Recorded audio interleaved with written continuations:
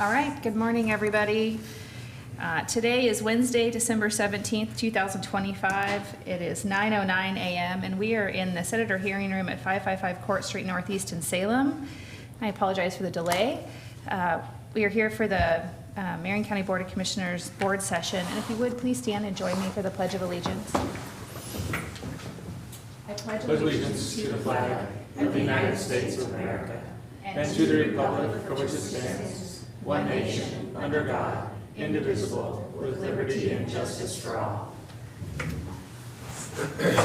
Thank you very much. Commissioners, I have a motion that I need made for an item. Madam Chair, I will Madam Chair, I will move that we remove item number 14 under Public Works from the agenda. Administrative ordinance for zone change, case number 25-002, Creative Electric. I'll second the motion. I have a motion and a second. Is there any discussion? Hearing none, all those in favor, please say aye. Aye. Aye. Aye, the motion passes. All right, we'll move on to public comment. This morning we have one individual signed up, Kathleen Treppa. Yes, thank you. Here. Yes, ma'am, thank you. Thank you very much. My name is Kathleen Treppa, and I live in the city of Salem. And I'm here because I'd like to respond to the article that I read about Commissioner Bethel's 2 ethics complaints under investigation by the State Ethics Commission. First, I did not assume any malintent when you voted twice to approve the contract amendments totaling almost $2 million for a contractor that employs your son. You had mentioned that you had a, quote, potential violation. I thought you were just being cavalier and sloppy. In my mind, it's not complicated. In fact, it's pretty simple. You do not vote on any agreement that benefits you or a family member. Recusing yourself would not have changed the outcome. Those contract amendments would still have passed, but that would have been the proper course of action. As a retired local government professional, I will continue to advocate for good governance and for elected officials to follow the law. So I was really surprised to read about the other ethics complaint regarding your daughter being pulled over by a Marion County deputy for some unknown traffic violation and then not having a current insurance card in the car. How many of us have forgotten to do that? I know I have, like multiple times. So it wasn't all that big a deal. However, rather than having her just take her lump and follow through with what the deputy explained, instead, after he explained to you how to handle the charge, you told the deputy, quote, to be thoughtful in his response. Be thoughtful. That's some pretty manipulative language, and to one of your own employees. You said your daughter couldn't go into a Marion County court because of conflict of interest because, quote, you wrote their budget.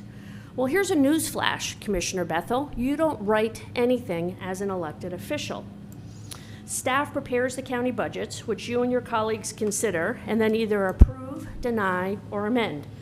There's an amazing amount of arrogance to assume credit for staff work because they work pretty darn hard. And what poor judgment. You made what is a common occurrence an unnecessary problem for you and this agency. In my mind, these ethics complaints and your responses to them indicate serious character flaws as an elected official. And I don't recall which county council wrote the letter in response to these complaints, but what I really don't understand about local public sector attorneys in this area is the need that they feel to provide cover for individual elected officials. County council and the city attorney, their jobs are to advise their agencies and commissioners and councilors in their official capacities as elected officials. They are not the personal attorneys for any elected official when they get themselves in hot water with the Ethics Commission. Doing so erodes not only the attorney's credibility, but the credibility of the agencies they serve. So I would expect everybody to just do better. Thank you. Thank you for being here. Have a good day. All right, let's move on to the consent calendar, please. My turn? Yes, sir. Okay, Madam Chair, I move that we approve the consent agenda under Board of Commissioners. Approve an order ratifying the delegation of authority to the Marion County Chief Administrative Officer to issue Emerging Economic Opportunities Grant Funds in the amount of $100,000 to the Marion Polk Food Share for residents impacted by the temporary suspension of federal Supplemental Nutrition Assistance Program benefits. Then we're going to do it again. Approve an order ratifying the delegation of authority to the Marion County Chief Administrative Officer to issue additional Emerging Economic Opportunity Grant Funds in the amount of $100,000 for a new total of $200,000 to the Marion Polk Food Share for residents impacted by the temporary suspension of federal supplemental nutrition assistance program benefits. Under Business Services, approve amendment number 5 to the standard professional services contract with McKenzie Engineering Incorporated to add $76,000 for a new not-to-exceed contract total of $732,417.75 for updates to the rate schedule to support the construction of the Marion County Evidence Building located on Almsville Highway in Salem, Oregon through June 28, 2026. And approve the public improvement agreement with Garland DBS Incorporated in the amount of $104,902 to provide pressure washing, regrouting, and sealing services for the Marion County Juvenile Detention Center exterior through July 31st, 2026. Under the District Attorney's Office, approve incoming funds 2025-2026 Victim of Crime Act and Crime Fines Account non-competitive intergovernmental grant agreement with the Oregon Department of Justice Crime Victim and Survivor Services Division in the amount of $631,809.61 to support the provision of direct victim services for victims of crime retroactive to October 1st, 2025 through September 30th, 2026. Under Finance, approve amendment number 3 to the contract for services with Can-Am Technologies Incorporated to add $24,808 for a new contract total of $120,808 and extend the term date to October 31st, 2026 for maintenance and support of the teller point of sale system. Under Health and Human Services, approve amendment number 1 to the contract for services with Matthew Pyler to add $540,000 for a new not-to-exceed contract total of $1,115,000 to continue to work as the assertive community treatment prescriber, providing skilled medical assessments and supervision for Marion County Health and Human Services clients through February 28, 2028. And approve the contract for services with A Work Safe Services Incorporated in the not-to-exceed amount of $132,000 to provide urine analysis collection services for the Marion County Adult Drug Court effective January 1st, 2026 through August 31st, 2027. Under Public Works, approve a quitclaim deed to convey a tract of land as described in Reel 401, page 319 of the Marion County Deeds Records from Marion County to grantees Alexander Voronko and Victoria Voronko. And approve an order delegating authority to any Marion County Commissioner or the Marion County Chief Administrative Officer if the Commissioner is not available to execute documents associated with the acquisition of a real property lease for 44505 West McCully Mountain Drive in Lynn County, Oregon. And approve amendment number 2 to the purchase order with Carson Oil Company Incorporated to add $1,500,000 for a new contract total of $6,500,000 and extend the term date to December 31st, 2026 for the purchase of fuel for Marion County's light-duty vehicle fleet and heavy equipment fleet. Under Sheriff's Office, approve amendment number 1 to the contract for services with the Pathfinder Network to add funding in the amount of $374,065.48 for staff to support Justice Reinvestment Initiative services for a new not-to-exceed contract total of $1,578,199.48 through June 30th, 2027. I'll second the motion. I have a motion and a second. Is there any discussion? Hearing none, all those in favor, please say aye. Aye. Aye, the motion passes. Now we'll move on to an item under the Board of Commissioners' office for delegation authority to any Marion County Commissioner or the Marion County Chief Administrative Officer if a Commissioner is not available to execute the 2025-2027 Oregon Behavioral Health Deflection Program contract. Good morning. Good morning, Commissioners. My name is Chris Epley. I am the Deputy County Administrative Officer in the Board's office. And before you is a board order authorizing either the chair or another commissioner, if the chair is not available, or the Chief Administrative Officer to sign for a grant from the Criminal Justice Commission funding our deflection program, which was a result of House Bill 4002 passing and recriminalization of certain drug offenses, and then also biennial funding packages through the legislature. So for this particular biennium, the 25 to 27 biennium, the county has been awarded, $1,992,766, which will be distributed in 2 phases. The first phase is for $678,344, which is this particular grant agreement. And because it is applied for electronically and only has the ability to basically push the button to accept. That's why we're not presenting you a grant agreement for live signatures, and why authorization for one of you to sign is in front of you today. Happy to answer any questions. Thanks, Chris. Commissioners, do you have any questions? I don't have any questions, just a comment that they cut the funding to this program, and that's going to have an impact. So I think it's important that we continue to advocate for them to restore the funding necessary for us to do this work. All right, Commissioner Cameron? I will make a motion if you're ready. All right. Yeah. Madam Chair, I'll move that we approve an order delegating the authority to the Marion County Marion County Commissioner or the Marion County Chief of Staff, Chief Administrative Officer, if a commissioner is not available, to execute the 25-27 Oregon Behavioral Health Deflection Program contract. I will second the motion. A motion and a second. Is there any discussion? I'll just add, I received 4 emails from CJC last night. Can you just confirm which one they'd like me to sign and the name of the sender, so I know it's not? We will, and to confirm that, we asked them to send you a DocuSign no earlier than 10 a.m. this morning, which would be after you all had an opportunity to reflect on this.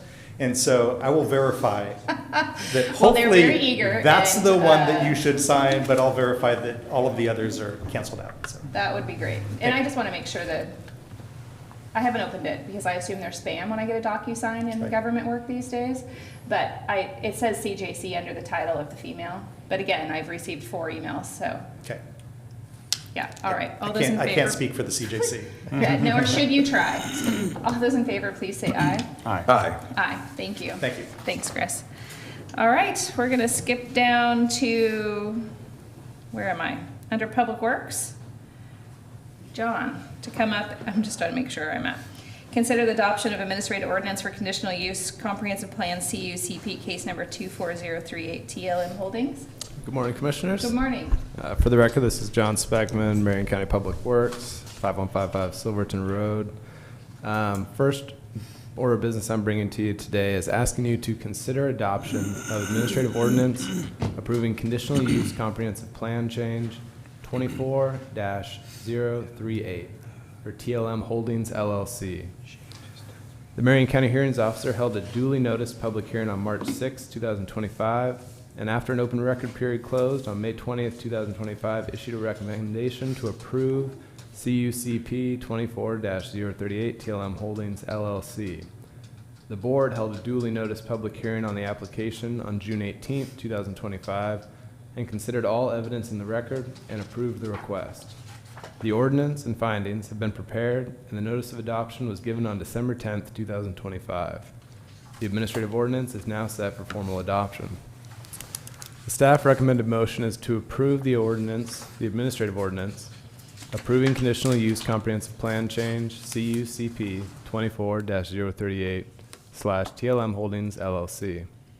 Other motions for consideration are 1, to direct staff to make changes and approve a modified ordinance, or 2, not to approve the ordinance. And I will stand for any questions you may have. Thank you. Commissioners, do you have any questions? I don't. We did the hearing, so. Yep. Are you good, Commissioner? Yeah, I am. All right. Commissioner Willis, would you make a motion, please? Madam Chair, I move that we approve the adoption of the administrative ordinance for conditional use comprehensive plan change CUCP case number 24-038 TLM Holdings LLC. I'll second the motion. A motion and a second. Is there any discussion? Hearing none. All those in favor, please say aye. Aye. Aye. Aye, the motion passes. Thank you. Now we'll move on to consider an appeal of the Planning Commission's decision approving subdivision variance case number 25-001 Olander. Thank you, Commissioner. The subdivision variance 25-001 is an application for a conceptual and detailed approval to subdivide a 24.6 acre parcel into 7 lots and for a variance to allow 7 dwellings to be accessed off a private lane in an AR3, an acreage residential with a 3 acre minimum zone, located in the 6700 block of Peter Road Southeast, Nomsville. On November 4th, 2025, the Planning Commission held a hearing where a motion was passed to approve the proposal. A neighbor appealed the Planning Commission's decision. The appellants provide new arguments related to potential effects on stormwater and traffic as a result of the proposal and the additional dwellings allowed by the proposed variance. Staff recommends the board accept the appeal.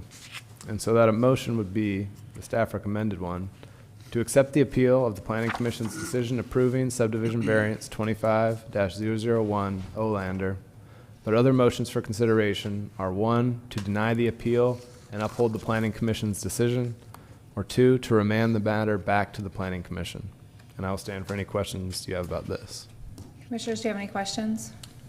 I don't think so. Commissioner Cameron? Yeah, I'm just trying to, Okay. I don't have any questions on this particular appeal. I am supportive of accepting the appeal. I would like to have staff, I'd like someone to tell me who was the staff that supported the Planning Commission at the particular meeting where this was accepted. And also, I'm interested in legal doing an analysis of the proper quorum and procedures of of the Planning Commission. I am uncomfortable with the testimony that we have received in writing from the neighbors who attended and or were not notified or felt they weren't notified. We've had extensive conversation on this dais since I've been in commissioner about what the minimum is, the bare minimum is for neighbors notification, and what our expectation is of proper notification. I'd like to know if that proper notification piece was performed when the application was presented. This feels like we need to have a really robust conversation with the community. Yeah. Hence the appeal. But what was submitted, and I think we received 2 particular documents. One neighbor's accounts for the actual meeting itself is really concerning to me. And I was the staff, and could I speak to that Please. for a moment? So yes. right now, Salem City Hall is under construction. Okay. I did not realize their planning commission was going to be meeting in this room. And so that night that we scheduled was a reschedule of the original hearing. Okay. And I had to make a call of, do we keep that date and utilize a different room, or do we bump the date again? I Okay. should have chosen to bump the date, but instead we negotiated and used your guys' boardroom. Okay. In a situation where there, are a couple appellants, that probably would have worked. But because of the amount of people, that whole room was full. We had to get extra chairs. And so the Planning Commission, I think, did a great job, but they were trying to run a meeting that felt like a round table because there were people behind them, people on all sides. Okay. So we were using one corner of that table to say, like, come up here to give testimony. And so I think people were confused about when was an appropriate time to speak versus holding a hearing in this room. It's very clear when is appropriate time to give testimony, when is not. And I think before the board, people will feel much more heard. Okay. But a lot of that, I think, has to do with the room and a bad decision on staff's part to utilize an improper room for a hearing. That's actually super helpful. That context wasn't in the letter, of course, but understanding the visual nature of our space upstairs and where everyone sits at the table, they all think they have a role. Mm-hmm. Even if they're not called on, even when you're not the chair. I can relate. I understand. So, thank you, John. Of course. All right. Do you have any questions about the application? No, Madam review? Chair, I would move that we accept the appeal of the Planning Commission's decision approving subdivision variance case number 25-001. I'll second the motion. All right. A motion and a second. Is there any further discussion? Just also want to thank you for your context. That's Yeah. very helpful. Thank you. All those in favor, please say aye. Aye. Aye. Aye. The motion passes. Thank you. Thank you, Commissioners. If we don't see you before, have a Merry Christmas. All right, we're moving on to item number 17, to consider the second title reading and the adoption of an ordinance to amend and update Marion County Code, Chapter 1.25.220. It has Steve's name, but I guess it's you today. Good morning. I will be Steve this morning. Thank you. Good morning, Commissioners. I'm Scott Norris from the Office of Legal Counsel. Before you today is the second reading of an ordinance amending Marion County Code, Chapter 1.25.220. This is designed to clear up some ambiguities in the existing code language. Once again, this is a second reading. 2 weeks ago, this came before you for the first reading. So at this point, the board may move to read the ordinance, have the chair read the ordinance by title, then the board may consider adopting the ordinance at this time. Okay, thanks, Scott. Commissioner Willis. Madam Chair, I move that the chair read the ordinance by title once. I'll second the motion. I have a motion and a second. Is there any discussion? Hearing none, all those in favor, please say aye. Aye. Aye. Aye, the motion passes. I will now read the title once. An ordinance amending and updating Marion County Code, Chapter 1.25.220. Okay, Madam Chair, I move that we adopt an ordinance amending and updating Marion County Code, Chapter 1.25.220. I'll second the motion. We have a motion and a second. Is there any discussion? Hearing none, all those in favor, please say aye. Aye. Aye, the motion passes. Thank you. Thanks, Scott. Thank you, Commissioner. All right, that is the Thanks, end of our Steve. items of action today. We have no public hearings scheduled. This is officially our last board meeting of the calendar year 2025. Do you have anything you'd like to add for the record? Wow. I know. No, I almost, I saw you in the parking lot this morning. I had tears in my eyes driving in here, just reading about what happened in Detroit last night. And, yeah, it's just, that town cannot get a break. Between drawdowns and, fires, there's a lot of damage up there, and I don't know if anybody's watching, but you can't even get up there right now in a car. You can't even get up there in a truck. So, so far, according to our sheriff, there's no injuries, which is a blessing. Thank God, yeah. Just a lot of property damage and trees down. So, but yeah, I'm thankful that nobody's hurt. And you can always rebuild, as we know. Yeah, unfortunately. But it's just one of those, even the brand new city hall, I guess, has got trees through the doors and stuff. So it's kind of a sad deal up there. I'm thankful nobody's hurt yet that we know of. Our sheriffs are up there. And ODOT is up there trying to cut through the trees to get in there. There was a picture of a Winco truck that had a tree over the top of it. So let's just keep everybody in our prayers, and that those that are trying to get in there and do all that work are safe as well while they're doing that, getting in there. So our people. But thank you, Madam Chair. Yep, I just think it's a reminder for the public that if you're going to be traveling through rural areas during this winter, especially in wildfire impacted areas, to make sure that you take items to stay a while in the event of road closure or vehicle damage. There's substantial damage in the canyon. They're suggesting that it will take the entire day to get the road open to just Detroit. And I was on a call earlier this morning with a friend who lives and is a responder in Sisters. There's no passable road right now over the Cascade Range, and it will take some time if you even can get through 126 in the next 24 hours. So this is just a reminder that emergency response teams get out as fast as they can. I reached out to Anna Henson this morning. She's our Region 3 ODOT director who oversees maintenance and crews, to thank her for their very quick response. While most people were sleeping and hearing the wind, we're receiving consistent messages of emergencies that are occurring through the night, and knowing that our crews are out on the road makes me not sleep. But ODOT today in the Santiam Canyon's response was very prudent, and they've been up there since very early hours, if not late last night, working and managing and navigating trees that they expected to fall, and then ones that of course did fall. There's a substantial power outage.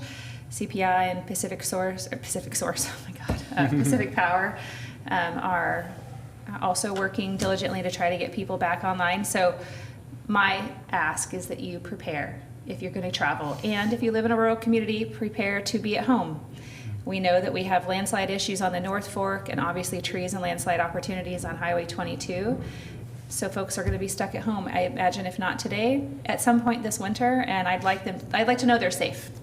So candles, batteries, water, dry goods to maintain if you can. And then last but not least, this was something that occurred to me yesterday when we were talking about preparation. Most people don't realize that there's a Public Works Department dispatch line in every jurisdiction. And that's to notify when there's road issues, so whether it's the city or the county, you can reach out and tell them so they can organize and prioritize. The same as obviously power companies, but Dispatch for Public Works navigates through their Emergency Operations Center protocols. So it's just a one-stop phone number to notify if there's road issues or power issues. Very good. Yeah. Yeah, thank you to all the responders that are up there doing work right now and have been all night. Yeah, we got quite the crew up there. I also want to say Merry Christmas to you all. Thank you. And a Happy Hanukkah to folks who are celebrating Hanukkah right now. There's sadly a terror attack in Australia, so unfortunately this has become too common of a Hanukkah celebration, and I'm keeping our Jewish community in my mind right now because there's been too much of that recently. Yeah. So prayers for folks, and Happy Hanukkah and a Merry Christmas to everybody. Thank you. Thank you, Commissioner. Wait, we need it. Yeah. Yeah. Okay, well, if there's nothing else, we're adjourned for the year. Merry Christmas, everybody. Merry Christmas.